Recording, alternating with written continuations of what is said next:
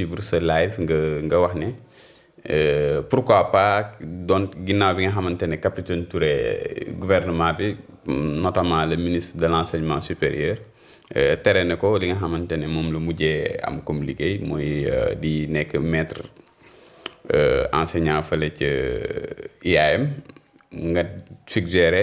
Barthélémy Dias wala mairie Dakar ñu jël ko foofu noonu ñu gis tey sànq Barthélémy Dias def benn communiqué di wax ne il est désormais nommé conseiller technique en charge de la sécurité à la mairie de Dakar ñu bëggoon xam rek ban commentaire ngay def ci nouvelle boobu. waaw li ma si njëkk a def mooy féliciter le maire Barthélémy Dias. parce que wax dëgg yàlla. loolu la ñuy xaar ci autorité ñi nga xam ne fal nañ leen dañuy xaar ñu déglu jooyu askan wi te askan wi mu neex ñiy jiite ak mu naqari leen ñun la fi yàlla bàyyi ñu yeggali kaddu askan gi. kii nga xam ne mooy capitaine Seydina Omar Touré. comme ni ma ko waxee man j'ai eu l'honneur et le plaisir de le connaître ba ma koy xam boobu il était encore à la section de recherche di gérer ay affaires. mais saa yu ma tase nag moom waxtaan ak moom dafa amoon regard bu yërmande bu amoon nekkoon ci moom. parce que moom tant que mën na dimbali doomi aadama rek da koy def bu gisee doomi aadama ci yeneen xat-xat du ko neex malgré que rôle am moo doon jàpp ni tëj. parce que loolu la ñu xalaat ci alkaati yi. benn jour dafa ma wax kaddu goo xam ne dafa ma marqué ma tey dafa ma woo benn jour mu ni ma yéen yéenay les défenseurs des droits yéen journalistes yi yéenay les gardiens de la démocratie am na yenn yoo xam ne su ngeen ko seetaanee suba kenn du mën a nekk ci sécurité kaddu boobu ci benn contexte bu spécial la gàdd naa contexte bi sama bopp moo tax tey bi ma gisee ku mel noonu lan moo ko indil problème yi mooy bañ nooteel bañ dëggal li nga xam ne fen la bañ accepter couvrir li nga xam ne complot la loolu la ne du ma ko fi seetaan ba mu jaral ko ñu teg ko daanuñu ko teg. léegi nag képp koo xam ne da nga ne démocratie ngay xeex képp koo xam ne da nga ne da nga bëgg dëkk bii Sénégal mu mucc li nga mën a def mooy tàllal loxo kii di capitaine Omar Touré. dama gis ni peut-être bu nu woowoon yeneen société ne leen jàppale leen ko société yi ci bare seen survie ñu ngi koy devoir à l'état du Sénégal et au gouvernement donc au desiderata day ñi nga xam ne ñuy jiite te ñoom tey dañu foog ni ñoom ñoo décider sanction bi nga xam ne moom la ñu teg ci kawam encore bi nga xam ne kii di waa IAM ak Guirassy may ko opportunité pour mu ñëwaat ñu wonaat encore ni ki ñoom seen noono du quelques jours luy continuer la booy ñu indil ko lii nii donc noonu laa xoolee réfléchir ànd si ak ki nga xam ne woo si waxtaanal la si ak ay ñi ko jege ma xam ni la seule porte de sortie mooy soit ñu def ko député soit ku mel ni Barthélémy Dias mu woo ko mu dugal ko parce que la mairie de Dakar moo mën a supporter lu mel noonu mais aussi moom fii la dëkk Dakar la dëkk ak njabootam pour mu mën a continuer mën a jàng parce que les universités sont ici mais aussi mu mën a épanouir leneen li nga xam ne moo mënoon a nekk mooy sénégalais ñu taxawu fal ko mu nekk député mais dafay fekk politique intéressé ko te gëmuma ni Seydina Omar Touré il soit prêt à entrer dans la politique il s'est sacrifié pour le Sénégal naka Sénégal delloo njukkal moo tax tey su ma gisee kii di le maire Barthélémy Dias mu ni recruter na ko dama ci am bég dama ci kontaan trop parce que wax dëgg yàlla xalaat bi ñoo ko génnee fësal ko 24 heures encore Barthélémy Dias matérialisé ko ça veut dire quoi ça veut dire que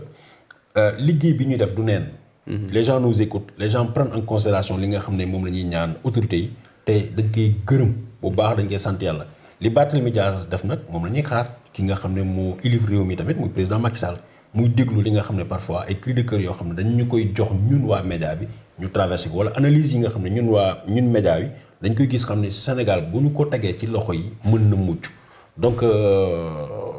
duñ def lu dul remercier Barthélémy Dias féliciter ko ne ko action yu mel nii moom la ñuy xaar ci képp koo xam ne askan wi moo la fal. mais est-ce que xalaatoo mu nekk rek nomination politique c'est-à-dire comme li nga waxoon li nga xam ne moo la taloon fële ca Futur Média nga xam ne dañ lay nommer nii rek ngay percevoir benn salaire mais en réalité coquille vide lañ lay jox doo liggéey doo def dara. waaw conseiller à la sécurité de la mairie de Dakar kooku duñ ko fal kenn nga nekk di nelaw doo ko def parce qu'il y a énormément de choses conseiller à la mairie de Dakar mooy da nga mën a gisi commissaire de police yi gisi ak lépp loo xam ne dafay aju ci wàllum sécurité dans l'intérieur de Dakar parce que Dakar bu ñuy wax banditisme bu ñu koy wax ci Sénégal Dakar moo ci nekk à la tête. bul fàtte ni mairie de Dakar aussi dafa englober commune yu ndaw yi comment on appelle comme mairie d'arrondissement yu bëri yëpp dañu à peu près dañu am lien bu fort ak mairie bu Dakar donc tey jii ku mel ni capitaine Touré poste bu stratégique lañ ko jox poste bu important lañ ko jox encore poste la boo xam ne ironie de l'histoire poste la boo xam ne il sera encore appelé dina nekk di jokkoolante encore ak ñi nga xam ne ñoo di ay supérieur am ñi nga xam ne bëgguñu ko na gis dans tout ce qui entoure la sécurité. mais loolu est-ce que du créer entrave. non dans l'exercice de sa fonction. chacun dans son métier ñi nekk gendarme wala ñi nekk policier kan moo tax ñu nekk gendarme wala nekk policier askan wi moom lañ nekkal askan wi moo leen jëndal tenue bi ñu sol askan wi moo leen di fay salaire askan woowu tamit moo ne fal nañ Barthélémy Dias choisir ki ko neex ki ko doy koo xam ne il n'est pas sorti du néant quelqu'un formé à bonne école quelqu'un koo xam ne bu toogee di wax waxu sécurité xam na lu muy wax parce que loolu la jàng loolu lañ ko dénk def ko mu nekk officier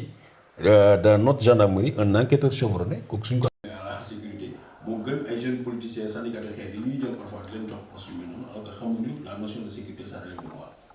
Bon, d'accord. ñu gis aussi si beneen aspect ñu organiser ko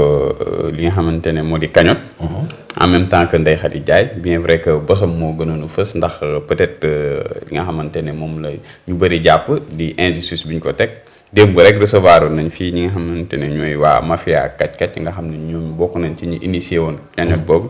mu toll jamono ji ci presque 40 millions.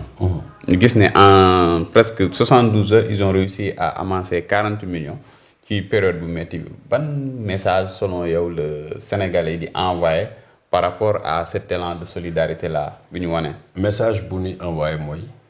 jàmm lañ bëgg képp koo xam ne da nga jóg di leen éviter lu fitna bu inutile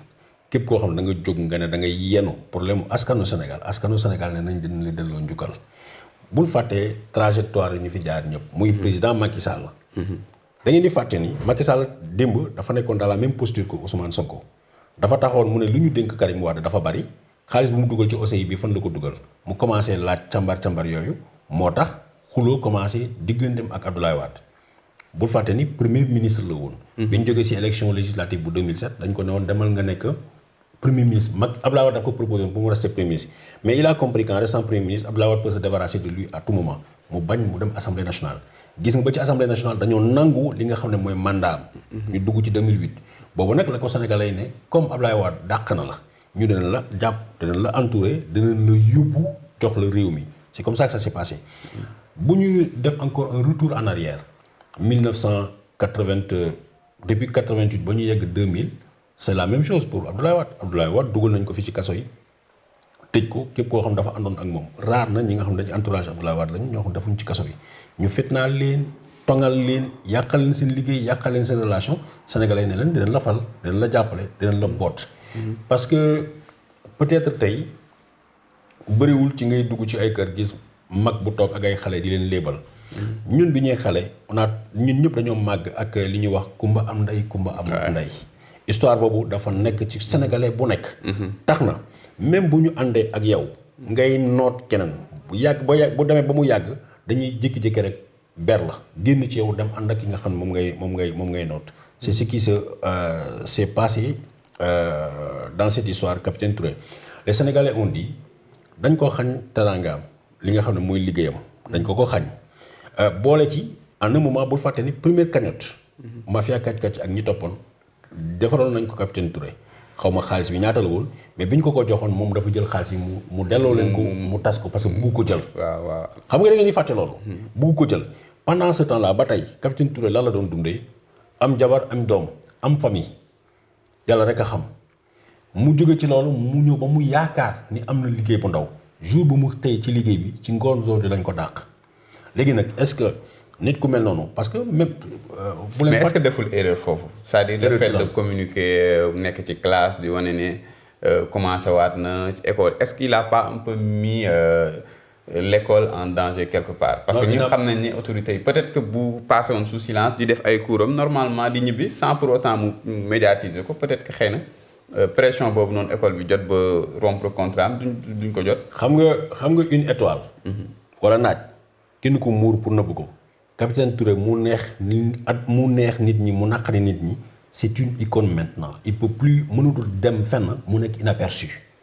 mënul jaar fenn mu nekk inaperçu fu mu dem il faut que caméra yi ñëw il faut que nit ñi ñëw ñu ne capitaine Touré mu ngi nii.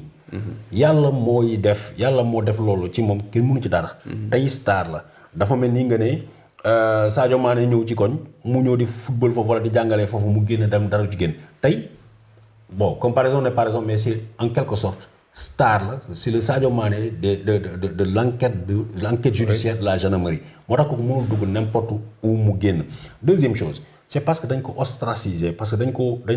bul fàtte ni fanweeri at ak ñaar rek la am. xale la defagul dara ci àddinaam alors que nit ñi dañuy la plupart du temps boobu bëri na ay officiers yu bëri yu ma xam bu ñuy yegg si à capitaine et consort day fekk ñoom 40 ans. ñii ba keroog ñuy jeexal. moom ci teel mu dugg ci loolu respecté liggéeyam te lan moo tax ñu dàq ko du sàcc du njuuj njàcc du ay scandale boo xam ne dañ ko ciy lié lan moo tax parce que dafa ne lii tàppale la da ngeen bëgg mu couvrir tàppale boobu du ma ko couvrir. lan moo tax ñu dàq ko mais aussi on l'a kii dafa génne ay PV yoo xam ne du benn dëgg kenn amul preuve jusqu'à aujourd'hui pour wax ne capitaine Touré moo génnee PV bi kenn mënu ko wax. mais moom PV bi moom moo ko def. moom non il faut ngeen comprendre PV naka lay demee. ça veut dire capitaine Touré lu muy enquête bu muy def il le fait sous le contrôle du commandant de la section de recherche. Commandant de la section de recherche moo nekkoon Abdou Mbengue. capitaine Touré mooy officier. de police judiciaire bi def enquête bi mooy enquêteur bi. mais bu paree enquête bi il n'est même pas le directeur de l'enquête. dafa am lu ñuy wax le directeur de l'enquête le directeur de l'enquête ba pare commandant bi visé ba pare ñu jël dossier bi yónnee ko parquet au procureur. PV bi ñetti exemplaire lañ ci def. benn bi day rester archive à la gendarmerie bi traité dossier bi. benn bi va au procureur beneen bi dafay dem au haut commandant de la gendarmerie mooy 3 PV. léegi nag ban PV dañu war a trouver ban PV mu retrouvé wu dans la nature peut-être cette enquête là a été faite ou n'a pas été faite mais la disponibilité de li nga xam ne moo tax procès verbal bi nekk ci mbedd bi kenn amul preuve tey pour wax ni capitaine Touré moo ko génne. kenn amu ko ba pare boole ci gendarmerie moo capitaine Touré waxoon na ko pendant longtemps dañ ko doon filer dañ ko doon suivre xool fu muy dem ak fu muy dugg mais mosuñu am benn preuve bu ñu génnee ñu teg ko ne lii la ma fàttaliwaat leen encore ni dàquñu ko ci gendarmerie parce que dafa joxe PV dàquñu ko ci gendarmerie parce que dafa informer Ousmane Sonko déedéet luñ ko dafa dañ ko faute la commettre déserté wul sax parce que ñu bëri dañuy wax désertion il faut mu nekk 5 jours francs en temps de paix pour un officier 6 jours du moins moom jeudi defe naa lundi la dem wala lundi la dem jeudi mu dellu si donc matul sax nombre de jours bi nga xam ne ngay considéré comme déserteur mais dafa fauté parce que en plus de ça en tant que gendarme te amul autorisation de communication non seulement bañ na def li ñu ko defloo mais deuxièmement dafa jël les médias sans kenn autorisé ko mu briser li nga xam ne muy devoir de réserve jàkkaarloog Sénégal wax leen ni lii complot la dañ ma bëgg a def loolu lii dama bëgg a def loolu lii ma bañ loolu rek la loolu lañ ko dàq sinon amul leneen loo xam ne faute la bu ñu ne enquête nañu gis nañu capitaine Touré lii lañ koy reproché